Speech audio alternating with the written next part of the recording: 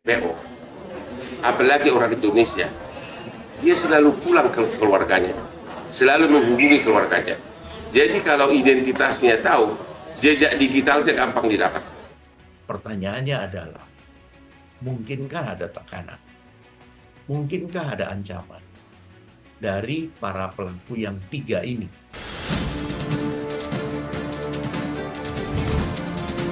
Ya pemirsa, selamat bergabung kembali di Ujang Lu Channel. Akhirnya pengacara terkenal Bang Hotman Paris turun juga untuk menangani kasus Vina Cirebon yang kini kembali viral. Dalam sebuah wawancara, Bang Hotman Paris mengungkap berbagai kejanggalan dalam kasus tersebut. Nah, mari kita simak video selengkapnya. Jadi Ibu mengucapkan terima kasih kepada Pak Hotman Paris bantu. Tangis ibunda almarhumah Vina kembali pecah saat menceritakan kembali kematian anaknya yang tragis. Bersama kuasa hukum Hotman Paris, keluarga Vina kian mendesak kepolisian untuk serius mencari ketiga pelaku yang masih buron. Sementara menurut Hotman Paris, ada kejanggalan dalam proses penyidikan. Kak Nik dari Polda Bandung, dia bilang kasus ini rupanya sudah dilimpahkan dari 2016 ke Polda, dari Polres Cirebon. Nah, yang menarik adalah hampir semua 8 orang yang ketangkap ini pada saat di BAP pertama menyatakan ada 3 orang lagi pelaku. Oke, semua ada di BAP. Ya. Nah, tapi kemudian berubah. Ya. Kemudian berubah sesudah mau limpah ke kejaksaan, mereka merubah BAP-nya. Nah, itu satu. Dari segi logika manusia normal pun nggak mungkin 8 orang itu ngarang cerita bersamaan di awal-awal pada saat ditangkap. Tapi pada saat dilimpahkan ke kejaksaan, mereka merubah BAP sehingga diduga ada pengaruh di sini.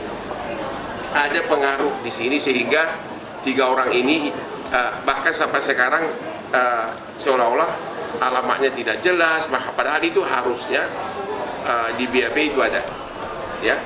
Dan jadi himbauan kami kepada Bapak Kapolri adalah ini ada sesuatu yang tidak beres di penyidikan di awal. Kalau 8 orang pelaku sudah menyatakan ada 3 orang lagi sebagai pelaku yang lain dan itu bersamaan semua dalam BAP terpisah, ya nggak mungkin itu karangan, nggak mungkin itu koinsiden. Tapi kemudian kok bisa di BAP berikutnya pada saat di BAP akhir, pada saat pelimpahan mereka merubahnya seolah-olah menyangkal bahwa keterlibatan 3 orang ini. Keluarga Vina pun meminta Polda Jawa Barat untuk memeriksa kembali 8 orang tersangka yang sudah ada. Kalau mengumumkan DPO, harusnya nggak boleh samar-samar kok.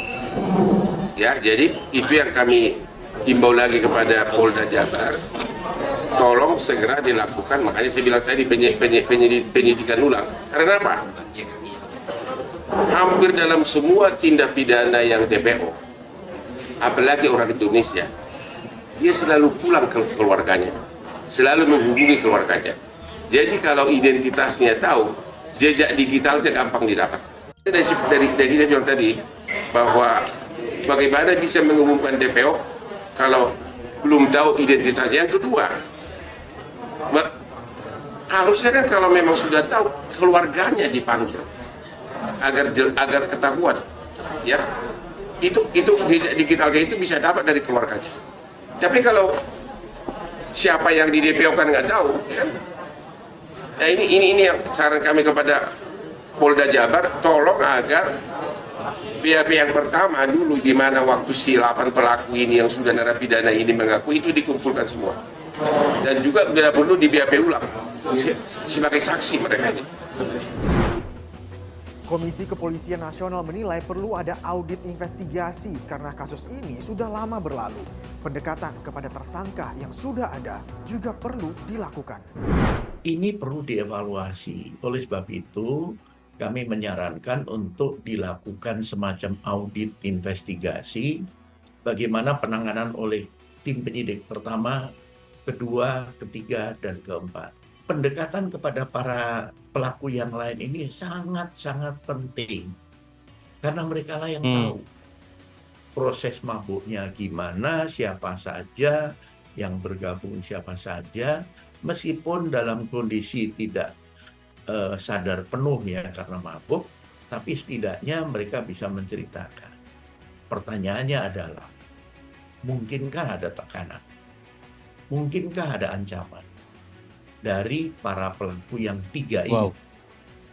Atau mungkin di belakang 3 orang ini ya ada pihak yang pihak, bisa menekan.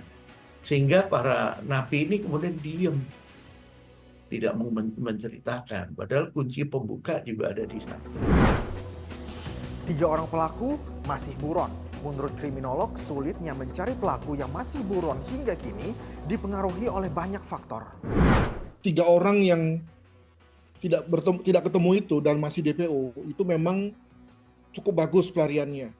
Kelihatannya dibantu oleh yang lain ya, mungkin oleh keluarga atau pihak-pihak lain, sehingga lalu melarikannya dalam pola yang berbeda dengan 8 orang yang lain itu.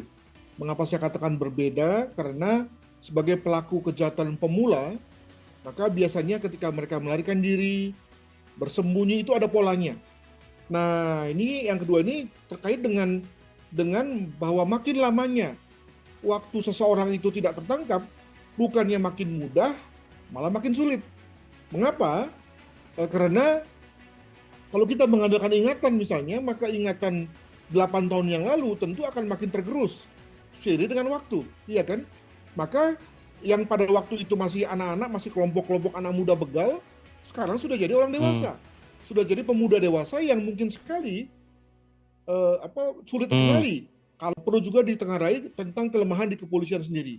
Di mana manajemen operasional di kepolisian, khususnya manajemen operasional penyidikan di Polri itu buruk, ya. Di mana seiring dengan perjalanan waktu, maka tidak ada lagi yang memegang kendali atas satu kasus.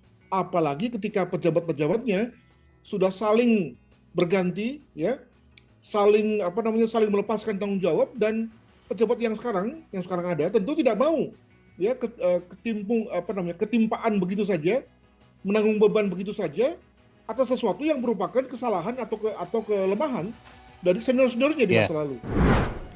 Polda Jawa Barat menyatakan berbagai upaya untuk mencari 3 pelaku sudah dilakukan.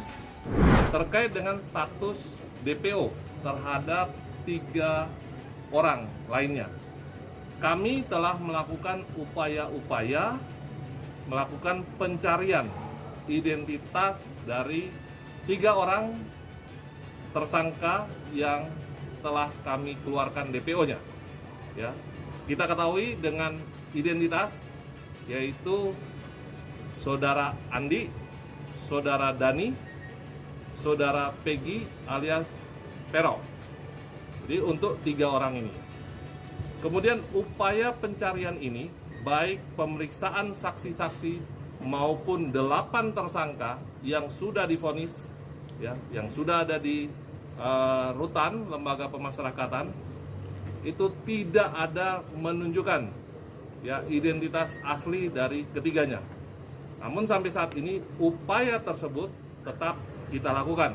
Bahwa sampai dengan saat ini upaya yang kami lakukan masih mencari informasi, keterangan terkait dengan status ataupun keberadaan dari 3 orang DPO tersebut.